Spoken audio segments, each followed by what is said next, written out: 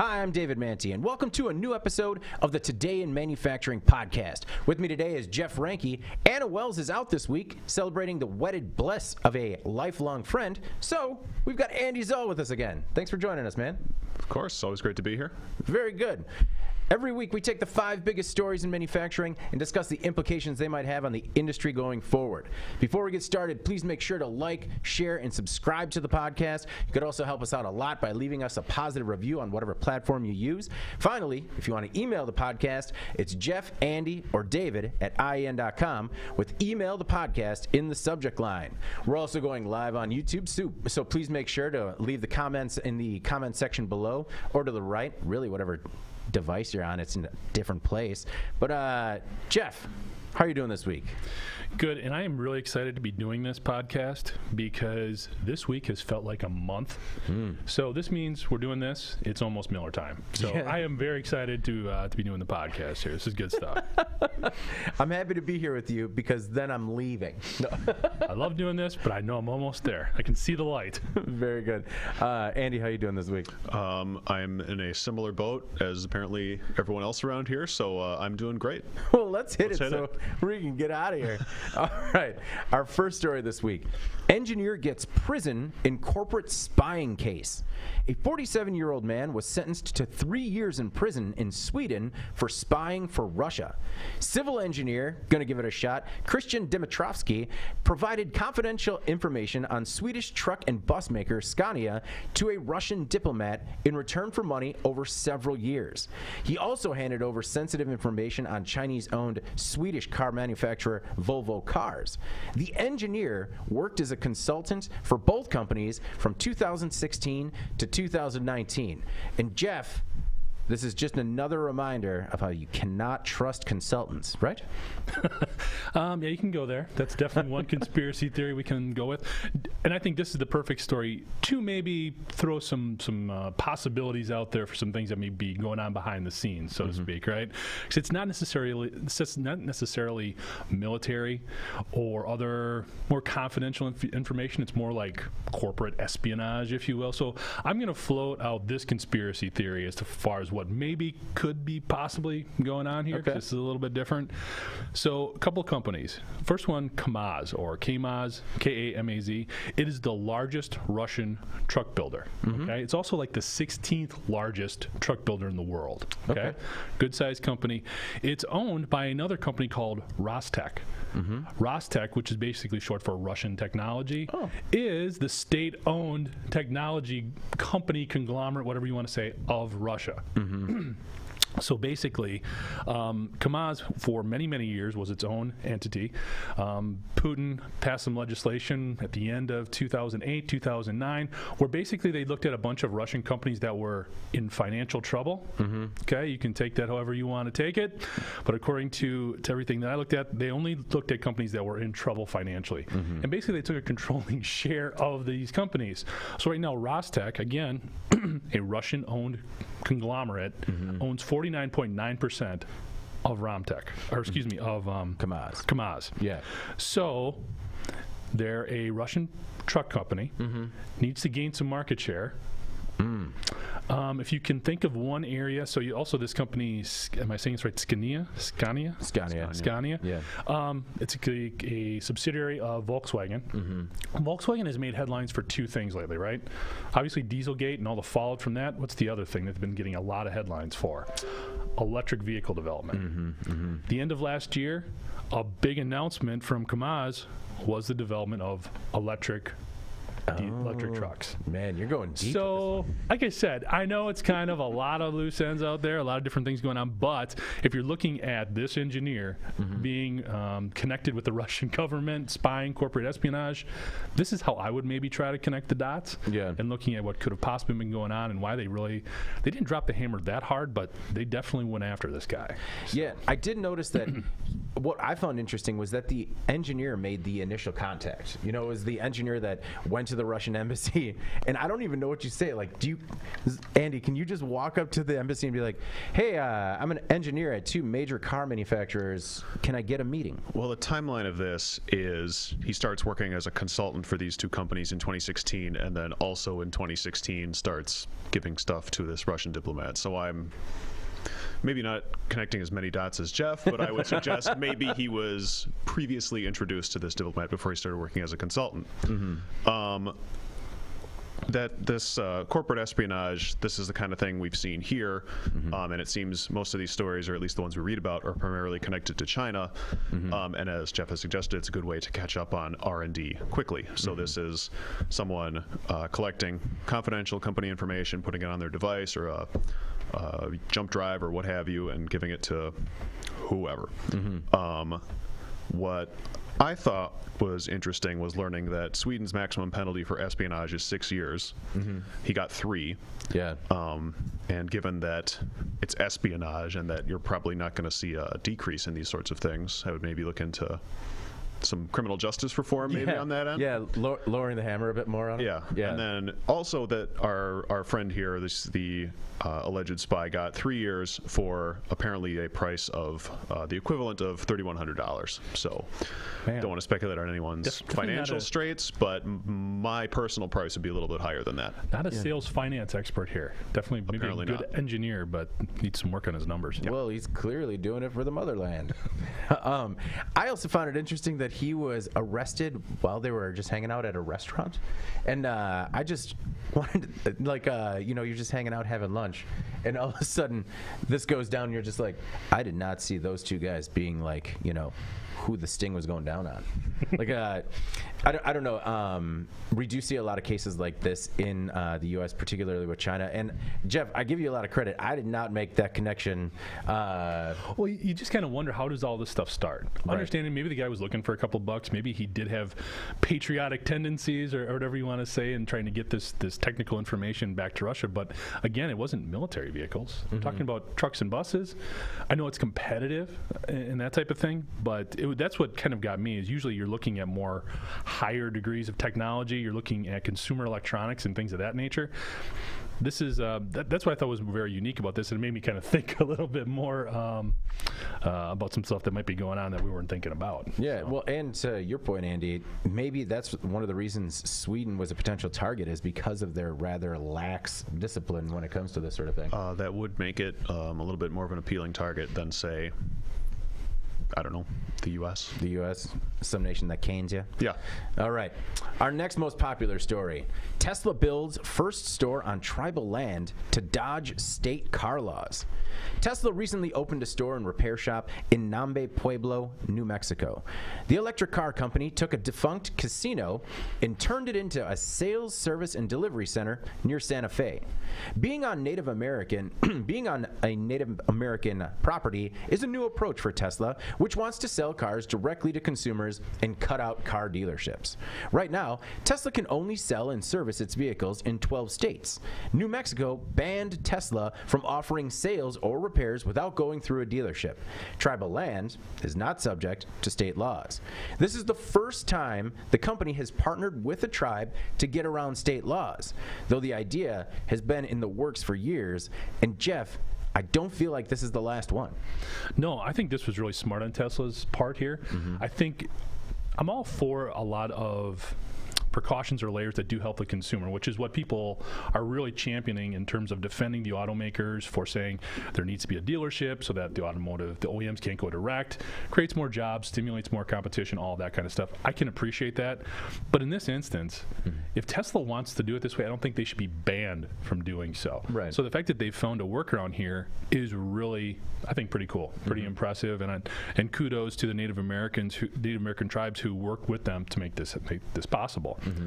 I think this is also, these types of agreements are going to be vital for Tesla if they really want to grow. Right now, they're still in the automotive spectrum kind of a boutique company. Right. They had sales last year of about 500,000 vehicles, which is impressive because it was up like 30% or something like that from the year prior. But when you look at GM sold almost, I believe it was like 6 million vehicles last year, almost 7 million vehicles. Toyota sold over 10 million. Ford sold almost 6 million. So in that scheme of things, they're not there yet. Yeah. They're not. So they do need better distribution, more visibility like this. The other thing that this opens up to them is capturing some of those service dollars. Looked at some stats here. According to the National Association of Automotive Dealers, the average dealership captured about $6.7 million in service and parts sales last year. Okay. So that's a hefty sum, okay, for one location, about $6.7 million.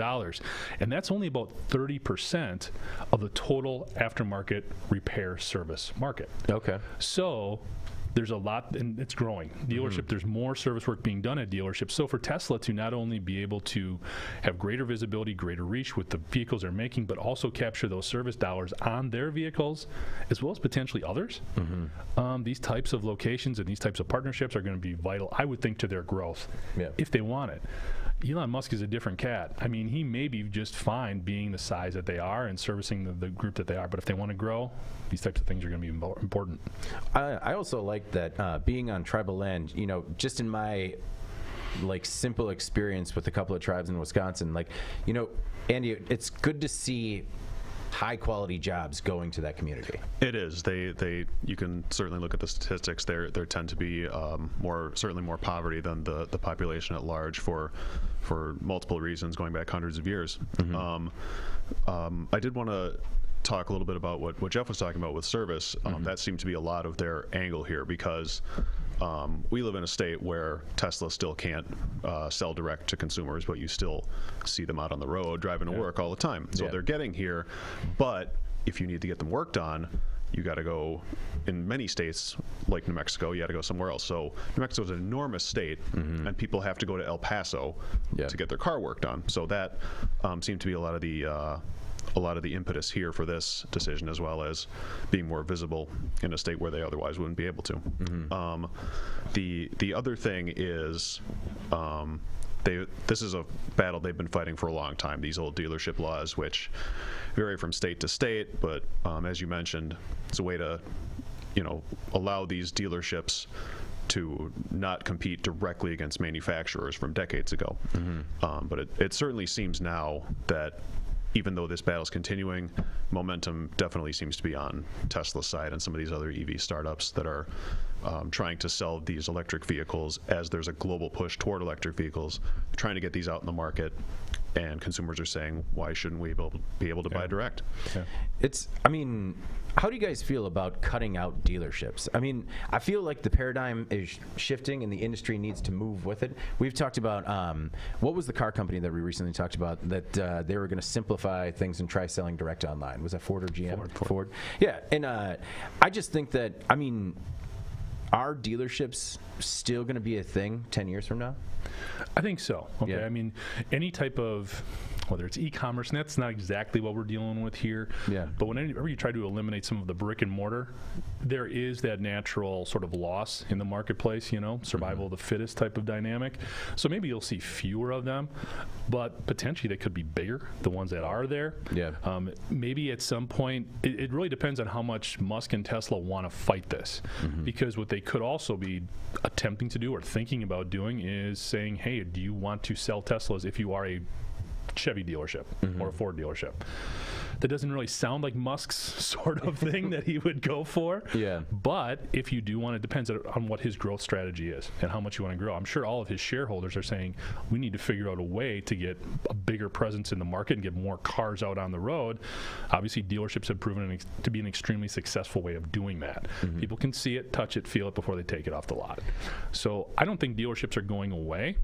Could there be fewer of them? I think that depends on a lot of the other supply chain issues right now that are so prominent in the automotive market.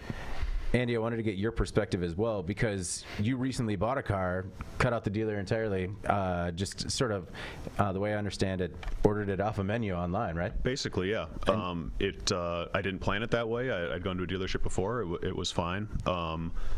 It just happened that the financing I went through had a program through this website, and it was, like you said, it was like picking it off a menu. You could filter for price, miles, year, and you're not just kind of beholden to what a dealer might have on a lot. It was very easy. There was a hiccup where when I took the first car I picked for a test drive, it didn't have cruise control in the year of our Lord 2019. Yeah. So I had to go back for an exchange on that one. So it took a little longer, a little bit of a headache, but were you able to test drive a similar vehicle or like the exact model before you ordered that one? Not before I ordered it. You order it, they dropped it off at my house, took it for a test drive, decided I would like cruise control because it was 2019, and then I ended up picking just the same car because it was a nice car, and just picked one with cruise control. So they brought it back and said, here you go. Because that would be my thing. I just want to, even if it's just the plain base model, I want to be able to sit in it, make sure I'm comfortable. I like where everything is oriented before I feel comfortable buying online like that.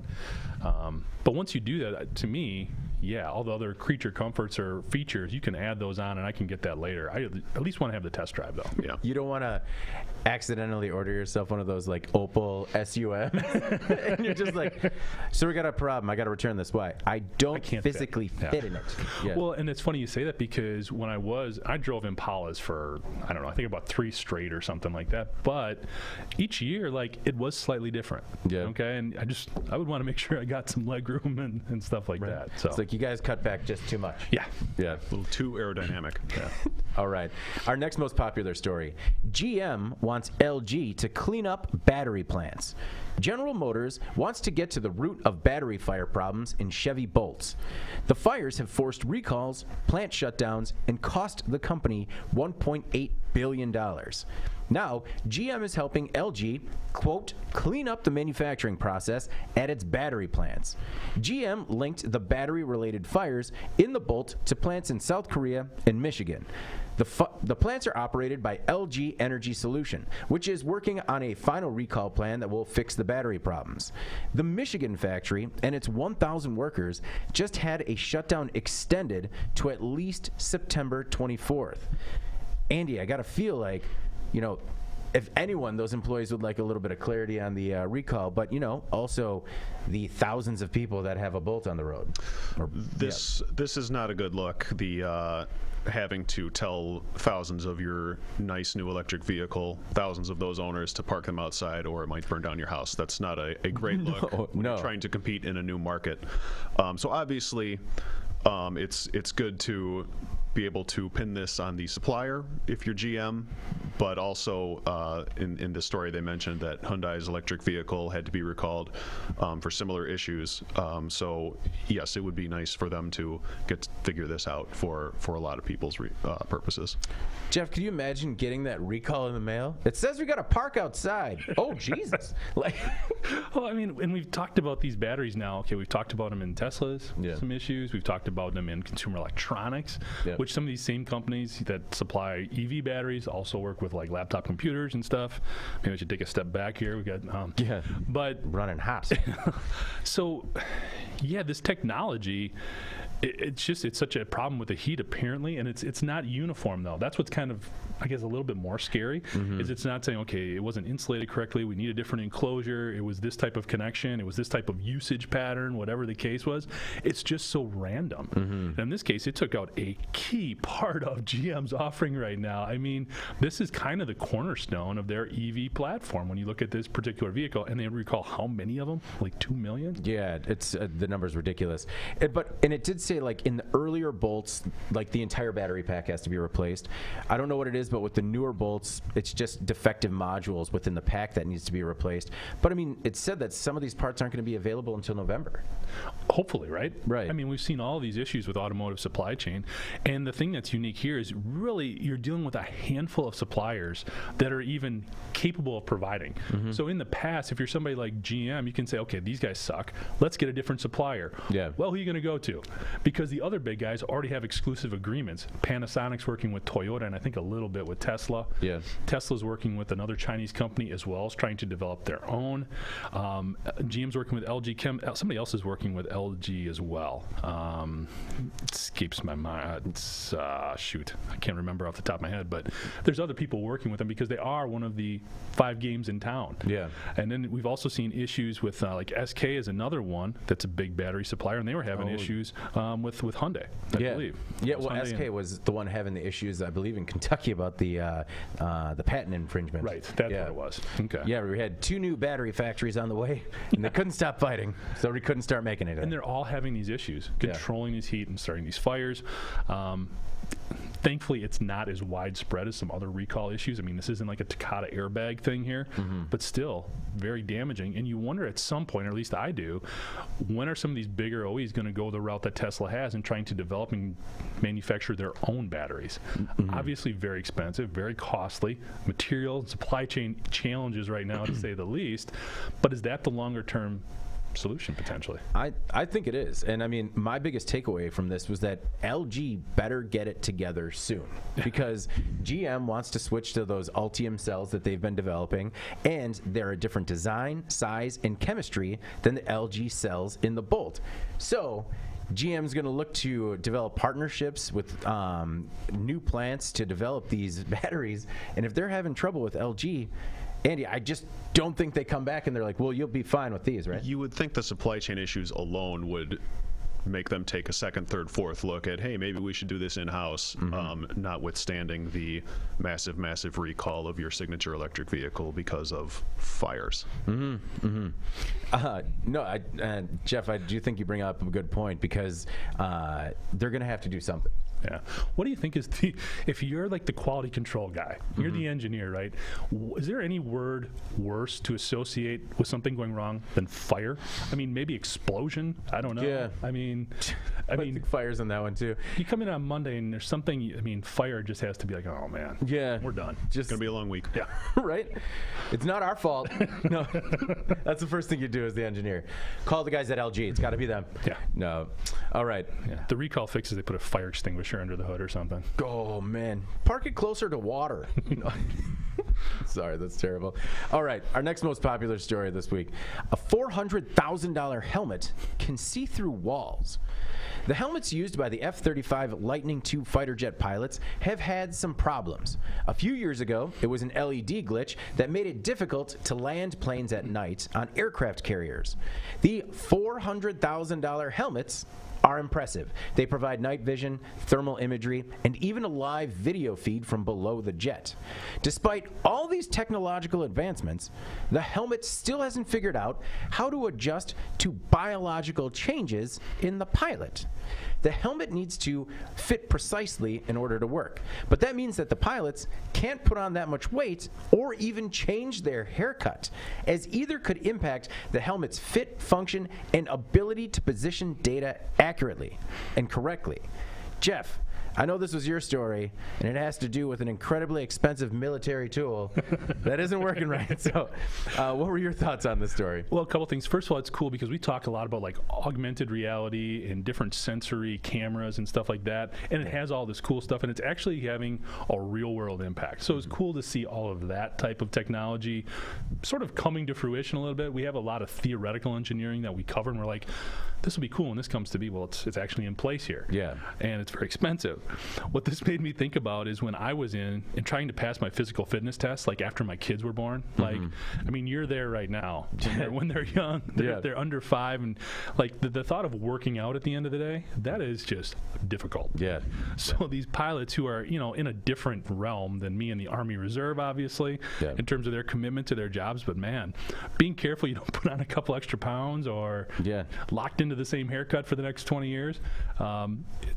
it reinforces the dedication too that these guys do have to their craft. Just in that seems like such a minuscule thing, but it has such a huge impact because this technology is so precise and so dependent upon not just the technology itself, but the user applying it in the right way. Well, it's like 2 centimeters, right? It can't millimeters. 2 millimeters. It can be 2 millimeters off. Sorry, centimeters is a big change in the face. But Andy, what were your thoughts on the story? I mean, aside from facial sizing. Right. Me being wildly ignorant about the day-to-day lives of the military and the Air Force, you just kind of think that, well, they have the standard issue haircut and you have to keep in shape. So I was like, well, that shouldn't be a big deal. Just keep the standard issue haircut, do your jumping jacks, whatever, and you'll be okay. But no, the pilots in the story says this is a matter of a couple pounds. Yeah. So, I mean, that's Thanksgiving. So, apparently they go in 3 times a year, I think I read, to make sure these things are still working right. Like every 100 days or something. Yeah. Which is a pain. But the good thing is you see this laundry list of things that these helmets and this imaging and camera technology can do, and you think of like a screen with a million pop-up ads on it, but it's very clean from the video footage that the company showed, very intuitive from what I can tell. I'm not a pilot. It is the ultimate user interface. I mean, it's all right there, and what they've been able to do is when they're looking, and maybe you're going to get into this a little bit, but like the cameras and the way that they're positioned underneath the wing, basically when the pilot turns, he has all the information that still stays on his helmet, but he can actually see underneath the plane because he's tapping into those cameras. I mean, that's incredible, and it's all in real time. It has to be, obviously. So it's just incredible, but that's where the precision makes sense. Like, can't be off at all. No, you had a little too much turkey. No, I was thinking more in lines of like sort of what sort of analog fix is it going to take to make these highly expensive technological helmets work. And I figured it was going to be it's going to be something like the old Reeboks where you just like was it or the Nike Air, the pump, where you pumped it up. You just got a little pump in the corner, just like we're a little loose. I just thought it'd be. I'm interested to see how they fix this. Other than, I guess they don't really fix it. They make the pilots stay in line. I think it's more the cost of the technology coming down, so that if they do have to replace it, and one of the things that we didn't get into a ton with the article is they do have, I guess for lack of a better term, almost like it's like a mold that goes over their head that then goes into the helmet. Oh, okay. And that mold is something they can adjust and change. It's still expensive. They don't want to, but that's actually something pilots will hold on to their whole career. It's sort of that inner mold for the helmet, because that does help adjust for some of that. Okay. But the other thing, ideally, you would like to see the cost of these things actually come down a little bit, so they're not wearing $500,000 on their head. So that's it'll be interesting. Both of those things sort of at working. Then I mean, you just have your spring and summer mold, and you have your holiday mold. Oh, there you go. Just throw over, like, hey, winter weight mold. Yeah, it's been a hard winter. We're gonna need to get the one in the back of the locker. All right. No facial hair either. Sorry, I'm out. You're out. That's the only reason you didn't join the military, right? Yeah, I don't miss my face. No. Do you know the reason why they say no? They don't want facial hair. No. In the military. What I was always told was because of the pro mask, the gas mask, because it comes down in the straps and the seal around your face. Now they're kind of dispelling that a little bit, but I think that was the reason they used for it when I was. I mean, if that was a reason in anything we're doing that I need a gas mask to fit better on my face, I will definitely shave. That's what it'll take. Well, I mean, if it's like gas, if it's beard or like mustard gas, I can give it a trim. I'll throw in like some weird goatee, make my kids cry for a week. All right. So for our most popular story, we had 2 different safety-related stories, and we wound up covering these quite a bit. So I figured that I'd put them together, and then we could talk about the issue as a whole. The first one was a meat plant worker. 2 meat plant workers were found dead in a hazmat incident, and another maintenance worker died at a pork plant. On September 12th, 2 maintenance workers were found dead at a Valley Proteins meat processing plant in North Carolina. The Valley Proteins factory recycles oils, animal fats, and animal waste for use in pet food. The accident is still under investigation, but in a statement, Valley Proteins said the accident, quote, may have occurred by lack of following company safety procedures with which both employees have been trained on. In the other incident on September 10th, a 57-year-old maintenance worker died at a Prestige Foods pork processing plant in Iowa. The employee, who was named Jeffrey Leonardi, was killed while, quote, performing routine maintenance duties. Leonardi had worked as a mechanic at the plant since it opened in March 2019. The accident happened in the early morning during the third shift. Now, Jeff, we always like to look at these safety stories and kind of see what happened so that way we can prevent it going forward. But what I was interested in is that Valley Proteins seemed to go out of its way to blame the workers in the statement. Yeah, and it's... when these things happen, it can't be seen as an individual action. It's a collective response. It is what it really needs to be. And in this case, even if everything was in place, okay, let's just, and we don't know because the investigation is ongoing. Yeah. So let's just say everything was there for these workers to take advantage of, to be safe. It still happens. These things will just happen, and that's the sad part of this. It shouldn't be about looking back at what didn't take place. It needs to be about looking forward at what we can do to make sure it doesn't happen again. Right. And I know that's easy for me to say, standing here, but that's the tone of these conversations. That's why, I mean, a lot of manufacturers get very frustrated with how prevalent OSHA is and how much they're involved and the presence that they have. But that's why, because you do have manufacturers coming out, looking back and saying, well, these guys, you know, we had this. Doesn't matter. Doesn't matter. Doesn't matter to their families. Doesn't matter to their friends, their colleagues, or anybody else. What we need to do is look forward. I thought it was interesting, you know, all three of these individuals were classified as maintenance workers. This week, I came across a page on the Business Insider website where they looked at the most dangerous jobs in America in 2018. What they did is they looked at the Bureau of Labor Statistics and how that federal agency basically documented how many people died on the job in 2019 for the equivalent of every 100,000 people who hold that job. Now, on average, the national average for all workers is 3.5 per 100,000 full-time workers. Okay, that's the national average. Yeah. Now, when we look at the types of positions that these individuals held as maintenance workers, they kind of fell into two different categories, okay? One would be, and it came in actually, and I thought it would have been higher up on the list, I guess, but it was number 16 out of, I believe they did 35. Okay. And it was general maintenance and repair workers. So these are folks that are fixing basically anything that's not super specialized. Yeah. But their fatality per 100,000, do you have any idea what it might be? I mean, not that we're trying to get too morbid here with guessing this I'm just going to say it's higher. Like, yeah, 13.4. Okay. So the national average is 3.5, Yeah. 13.4.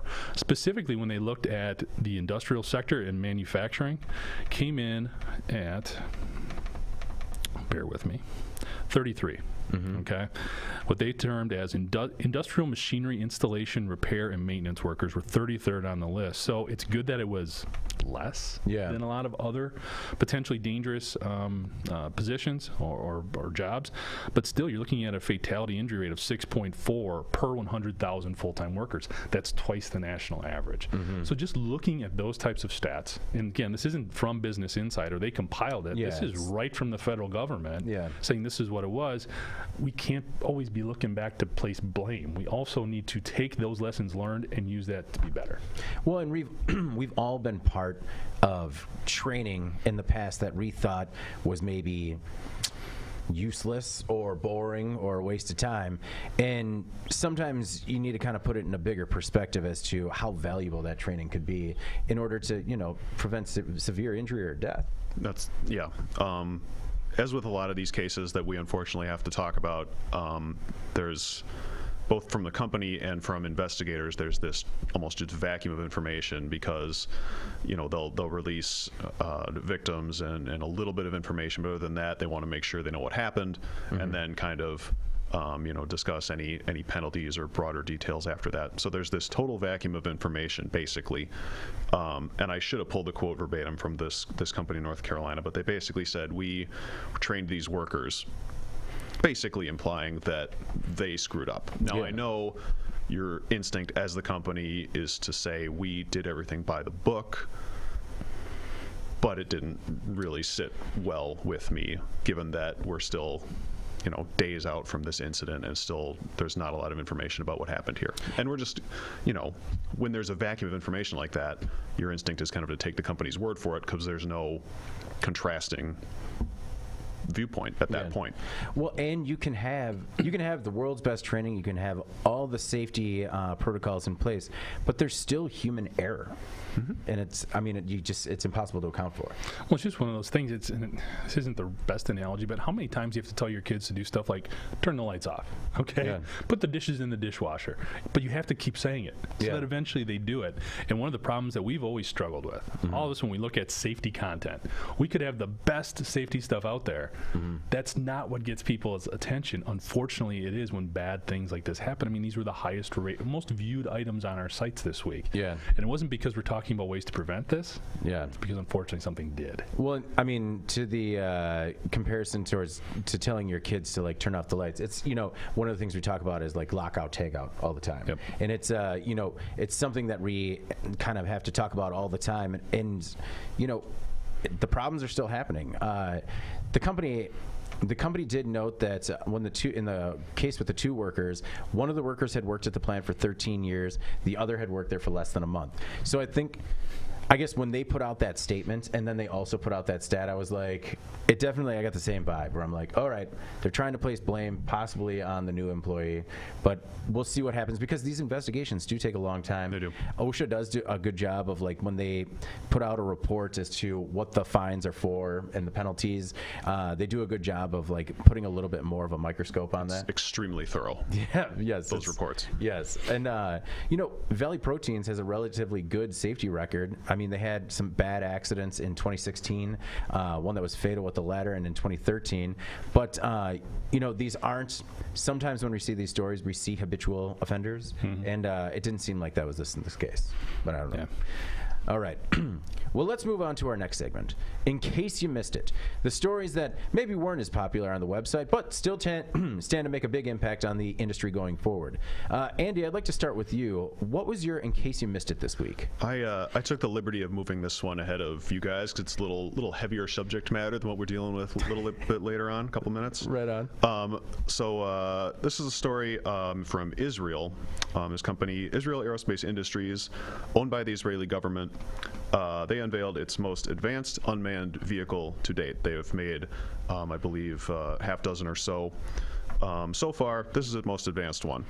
It's a four-wheel drive robot that's remotely controlled by a tablet, and it has camera, sensors, and 2 machine guns. It's basically designed to patrol the border with Gaza, it sounds like from the report. Now, drones are nothing new. Especially aerial drones in modern warfare, but there's also always these ethical questions of who's making the decision, who's calling the shots here. Now this vehicle, their movement and surveillance systems are automated, and the company kind of ominously said that it could have self-firing capabilities. Oh my goodness! But they're not selling those to customers. So I was like, well, good, thanks. Yeah, keep those on the shelf.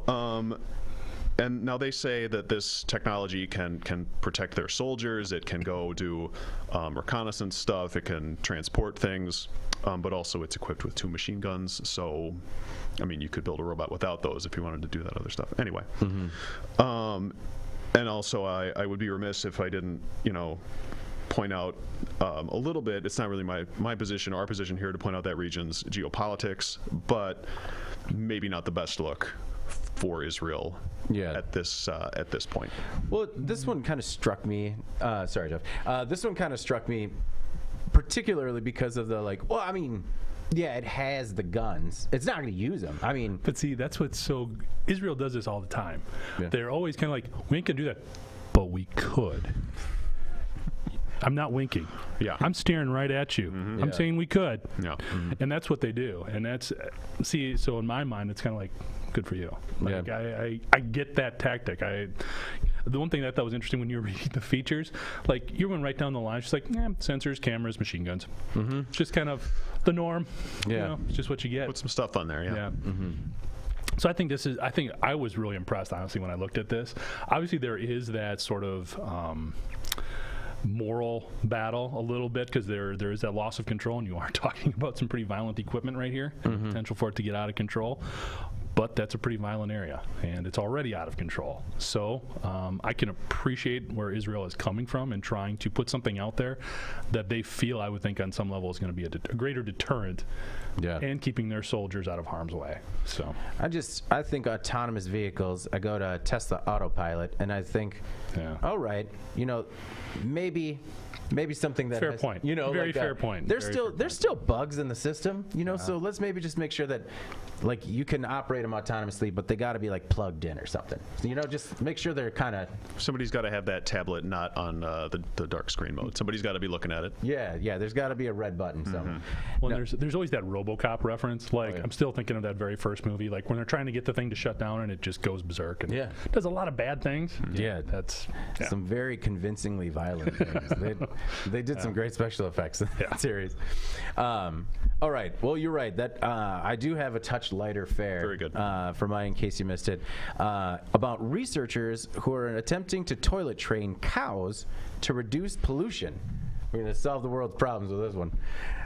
Research teams in New Zealand and Germany are taking the unorthodox approach to limit pollutants like methane and nitrates from cattle. They're trying to potty train young calves.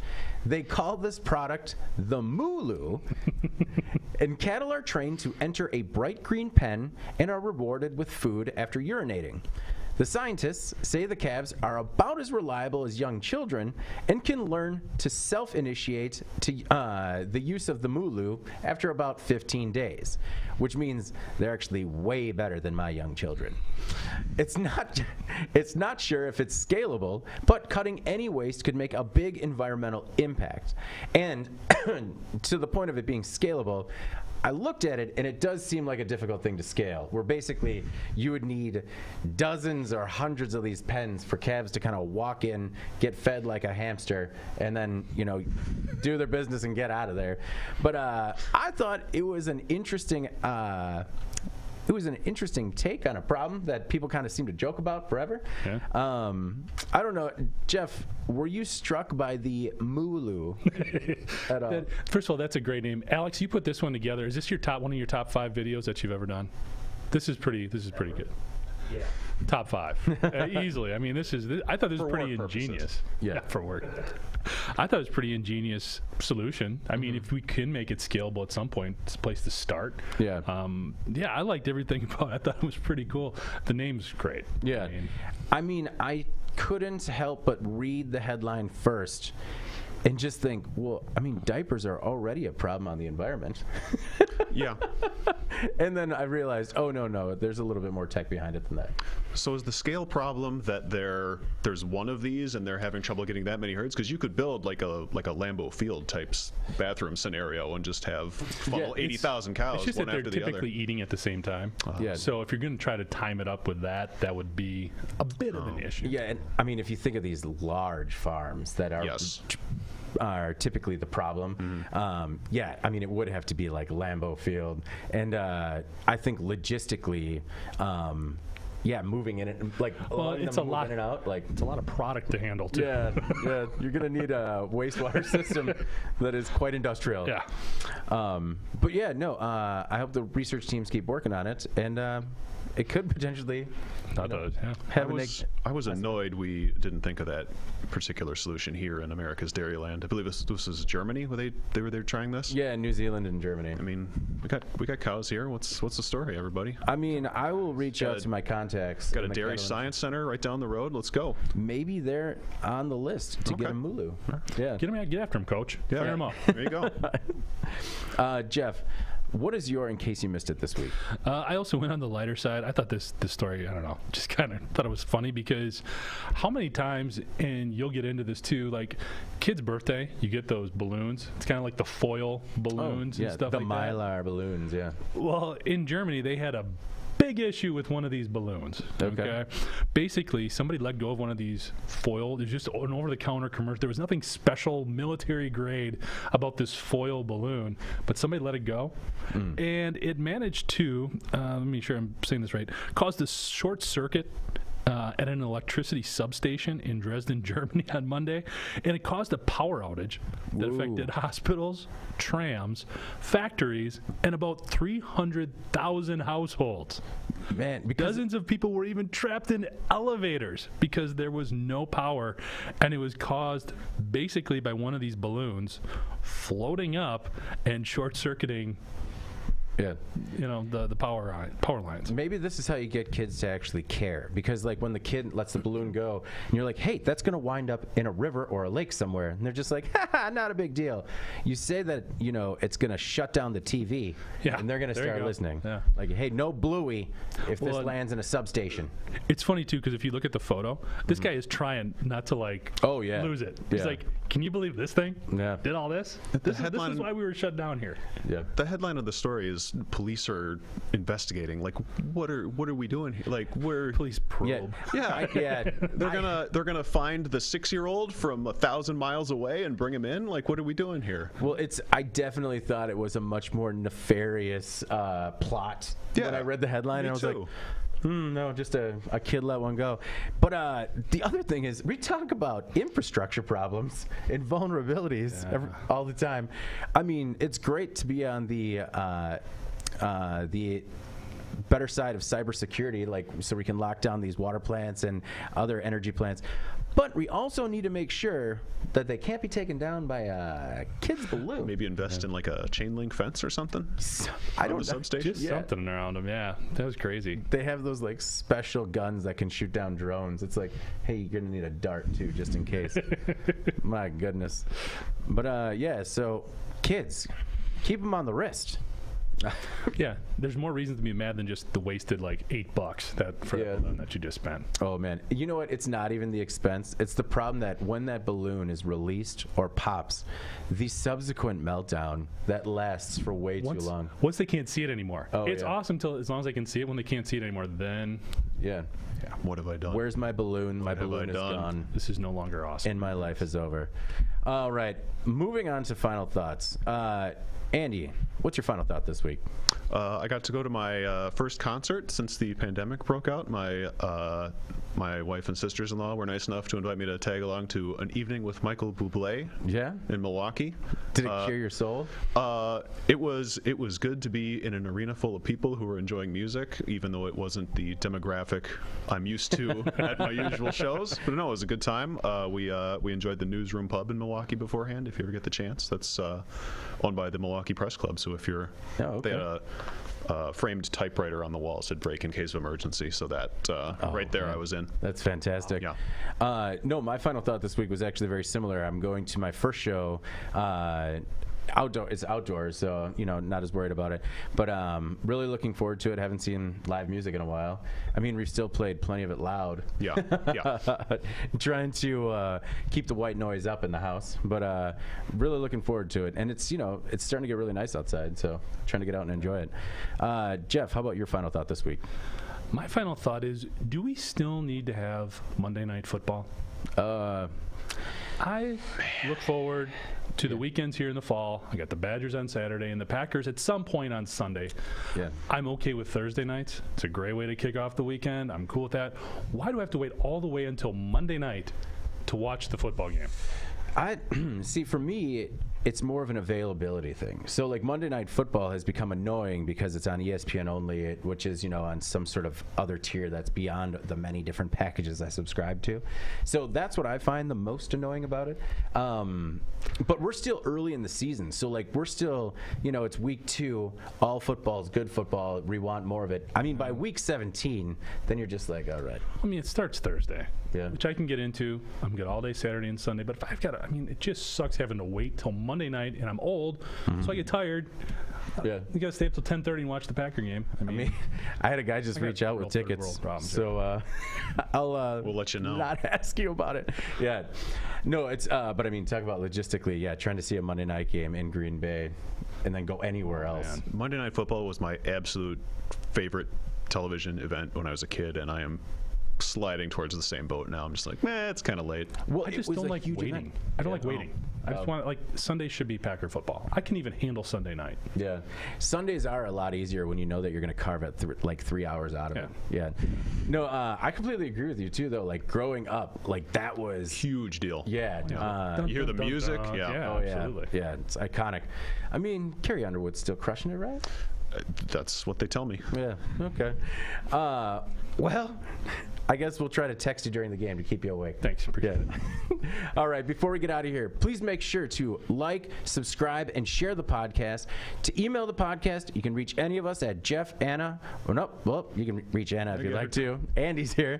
Or David at IAN.com with email the podcast in the subject line. You could also subscribe to our daily or weekly newsletters. Make sure you get it in your inbox first. All right. For Jeff and Andy and Anna, who's not here, I'm David Manti, and this is the Today in Manufacturing podcast. We'll see you next week.